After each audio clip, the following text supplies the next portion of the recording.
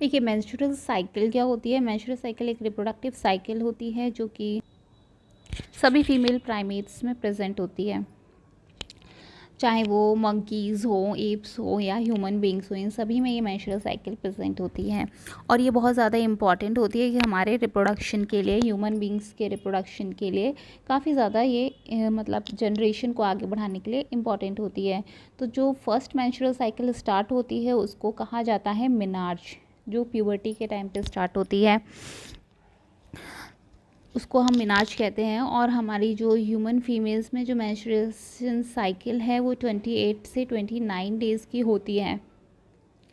और इसके ये एक इंटरवल के बाद दूसरी मतलब बैक टू बैक चलती रहती है। एक साइकिल फिनिश होती है उसके बाद ही इमीडिएटली दूसरी साइकिल स्टार्ट हो जाती है। तो इसीलिए जो इसको हम लोग मेंस्ट्रुअल साइकिल बोलते हैं, क्योंकि एक इवेंट जब ख़त्म होता है एक साइकिल का, and the cycle of the event starting from one menstruation till the next one, जब तक एक साइकिल स्टार्ट होकर के ख़त्म होती है तब तक दूसरी साइकिल स्टार्ट हो जाती है। तो ये बैक टू बैक चलती रहती है, इसी को मेंस्ट्रुअल साइकिल बोलते हैं हम लोग। तो जब एक ओवम रिलीज होता है तो उस ओवम का जो रिलीज़ होना है, जो ओवरी से ओवम रिलीज़ होता है उसको हम लोग ओव्यूलेशन बोलते हैं। और ये ओव्यूलेशन कब होता है, ये साइकिल के मिड फेज में होता है। सपोज़ अगर कोई साइकिल 28 डेज़ की है, ठीक है, अगर कोई साइकिल 28 डेज़ की है तो ये ओव्यूलेशन जो है, ओव्यूलेशन 14th डे पे होगा, यानी 14th डे, यहाँ पे 14th डे है, यानी साइकिल के मिड फेज में होता है ओव्यूलेशन, ठीक है। तो ये देखिए ओव्यूलेशन यहाँ पे हो रहा है। ओव्यूलेशन में क्या होता है कि ओवम जो है ओवरी से रिलीज़ होता है, इसी प्रोसेस को हम लोग क्या कहते हैं, ओव्यूलेशन। यानी ओवम का इमैच्योर एग जो होता है वो ओवरी से रिलीज़ होता है। और ये ऐसा हर मेंस्ट्रुअल साइकिल के बीच में होता है, ओव्यूलेशन एक बार होता है। तो आप ये फिगर 3.9 में देख सकते हैं कि जो मेंस्ट्रुअल साइकिल जो है वो स्टार्ट हो रही है मेंस्ट्रुअल फेज से। ये जो मेंस्ट्रुअल फेज में क्या होता है कि मेंस्ट्रुअल फ्लो होता है और ये 3 to 5 डेज़ तक होता है, मतलब ब्लीडिंग होती है जो 3 से 5 दिन तक चलती है। तो menstrual flow results due to breakdown. और ये मेंस्ट्रुअल फ्लो क्यों होता है कि जो एंडोमेट्रियल यूटेरिन की वॉल पे जो एंडोमेट्रियम लाइनिंग जो होती है वो क्या हो जाती है, ब्रेक डाउन हो जाती है, वो टूट जाती है। और वो टूट क्यों जाती है, वो टूट इसलिए जाती है क्योंकि एग का यानी ओवम का फर्टिलाइजेशन नहीं हो पाता है। ओवम का फर्टिलाइजेशन ना हो पाने की वजह से ये एंडोमेट्रियम लाइनिंग जो है वो ब्रेक डाउन हो जाती है, जो कि यूटेरस की वॉल पे प्रेजेंट है। और वहाँ पे कुछ ब्लड वेसल्स भी प्रेजेंट होते हैं जो लिक्विड को, इसके ब्रेक डाउन होने की वजह से जो है वो लिक्विड को रिलीज़ कर देते हैं, यानी ब्लड वेसल्स जो प्रेजेंट होते हैं वो ब्लड को रिलीज़ कर देती हैं और ब्लड जो है वेजाइना के थ्रू बाहर आ जाता है।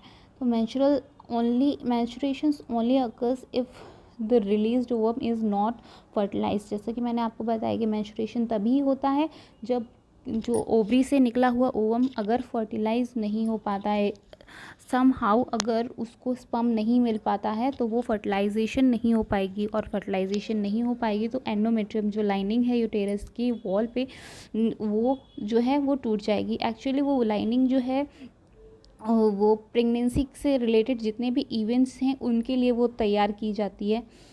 और जब एग फर्टिलाइज नहीं हो पाता है तो वो ब्रेक डाउन हो जाती है। और रप्चर होने के बाद ये जो ब्लड है, ब्लड वेसल्स से जो रिलीज़ होता है वो वेजाइना के थ्रू बाहर आ जाता है। नेक्स्ट, अगर मेंस्ट्रुएशन नहीं होता है तो मेंस्ट्रुएशन का ना होना एक इंडिकेशन होता है प्रेगनेंसी का, क्योंकि ड्यूरिंग प्रेगनेंसी मेंस्ट्रुएशन साइकिल नहीं होती है। हालांकि इसके और मेंस्ट्रुएशन ना होने के और भी अदर रीज़न है, जैसे कि आप जैसे बहुत ज़्यादा स्ट्रेस की वजह से या आपकी हेल्थ अच्छी नहीं है, वीकनेस ज़्यादा है, तो ये अदर रीज़न भी हो सकते हैं मेंस्ट्रुएशन ना होने के या इरेगुलर मेंस्ट्रुएशन के। नेक्स्ट, अगर आप मेंस्ट्रुएशन फेज़ जो है ये यहाँ पे कंप्लीट होती है, नेक्स्ट है स्टार्ट होती है आपकी फॉलिकुलर फेज़। जो फॉलिकुलर फेज़ होती है इसमें प्राइमरी जो फॉलिकल्स हैं वो ओवरी के अंदर ही ग्रो करते हैं और मैच्योर हो जाते हैं। मैच्योर होकर के क्या बना लेते हैं, ग्राफियन फॉलिकल बना लेते हैं। और साथ ही साथ क्या हो रहा होता है, यूटेरस में जो एंडोमेट्रियम की वॉल है वो दोबारा से रीजेनरेट हो रही होती है प्रोलिफरेशन के थ्रू। अच्छा, ये जो चेंजेस हैं ओवरी में और यूटेरस में, इन दोनों जगह पे ये चेंजेस जो हैं, ये जो हमने फॉलिकुलर फेज बताई है, इसमें ओवरी और यूटेरस में ये चेंजेस कुछ हार्मोन्स हैं जिनके प्रभाव में आकर के, जिनके इफ़ेक्ट में आकर के ये चेंजेस होते हैं। वो कौन से हार्मोन्स हैं, वो ओवेरियन हार्मोन्स होते हैं और पिट्यूटरी ग्लैंड से रिलीज़ होने वाले हार्मोन्स। अब पिट्यूटरी ग्लैंड से कौन कौन से हार्मोन्स रिलीज़ होते हैं, तो पिट्यूटरी ग्लैंड से जो हार्मोन रिलीज़ होते हैं वो होते हैं ल्यूटिनाइजिंग हार्मोन और फॉलिकल स्टिमुलेटिंग हार्मोन। अब क्या होता है कि धीरे धीरे जो इनका जो कंसंट्रेशन है, जो ये जो हार्मोन्स हैं, वो फॉलिकुलर फेज़ में बढ़ने लगते हैं। और साथ ही साथ इनका जो ये हार्मोन्स बढ़ रहे होते हैं, इनका कंसंट्रेशन बढ़ रहा होता है, ज़्यादा से ज़्यादा रिलीज़ हो रहे होते हैं, तब क्या करते हैं, ये फॉलिकुलर डेवलपमेंट को भी साथ ही साथ स्टिमुलेट कर रहे होते हैं। साथ ही साथ एक और हार्मोन रिलीज़ हो रहा होता है फॉलिकल से, वो है इस्ट्रोजन हार्मोन्स रिलीज़ हो रहा होता है इन ग्रोइंग फॉलिकल से। तो ये जो ल्यूटिनाइजिंग हार्मोन है और फॉलिकल स्टिमुलेटिंग हार्मोन है, ये मेंस्ट्रुअल जो साइकिल है आपकी 28 डेज़ की, ये इसके मिड फेज़ कहाँ पे होता है, 14th डे पे होता है। तो 14th डे पे जा कर के, इसके मिड फेज़ पे जा कर के ये एक पीक लेवल अटेन कर लेते हैं। इसको डायग्राम में देखते हैं। देखो, ये देखिए, ये रहा आपका 14th डे, यहाँ पे है आपका 14th डे, और यहाँ पे जो हार्मोन्स हैं, ये ल्यूटिनाइजिंग हार्मोन्स और फॉलिकल स्टिमुलेटिंग हार्मोन्स, ये यहाँ पे जाकर के पीक लेवल पे पहुँच गए। ये देखिए, ये है रेड वाला फॉलिकल स्टिमुलेटिंग हार्मोन, और ब्लू जो इंडिकेट कर रहा है वो है ल्यूटिनाइजिंग हार्मोन्स। अब ल्यूटिनाइजिंग हार्मोन का जल्दी सिक्रेशन होने की वजह से जो है जो आपकी मेंस्ट्रुअल साइकिल है, इसके मिड फेज़ में जा कर के इसका लेवल जो है मैक्सिमम पहुंच जाता है, बहुत ज़्यादा हो जाता है, पीक लेवल पे पहुंच जाता है, जिस called luteinising surge induced rupture. और जिसकी वजह से क्या होता है कि ग्राफियन फॉलिकल्स जो है, जिसने ओवम को सराउंड करके रखा है ना, वो ग्राफियन फॉलिकल्स रप्चर हो जाती है। इसको ज़रा डायग्राम में फिर से देख लेते हैं। ये देखिए, यहाँ पे आपका जो है ये रहा ग्राफियन फॉलिकल्स, जो मैच्योर ग्राफियन फॉलिकल है, और ये रहा इसके रप्चर होने के बाद इसमें से ये देखिए ओवम जो है बाहर आ गया है। ठीक है, और ये हुआ कब है, जब ल्यूटिनाइजिंग हार्मोन का सीक्रेशन सबसे ज़्यादा है, जब पीक लेवल पे पहुंच गया है। और ये पीक लेवल पे कब पहुंचा है, ये पीक लेवल पे पहुंचा है 14th डे पर। तो ग्राफियन फॉलिकल रप्चर हो जाती है और ओवम रिलीज़ हो जाता है, और ये वाली जो प्रोसेस है इसको हम लोग कहते हैं ओव्यूलेशन।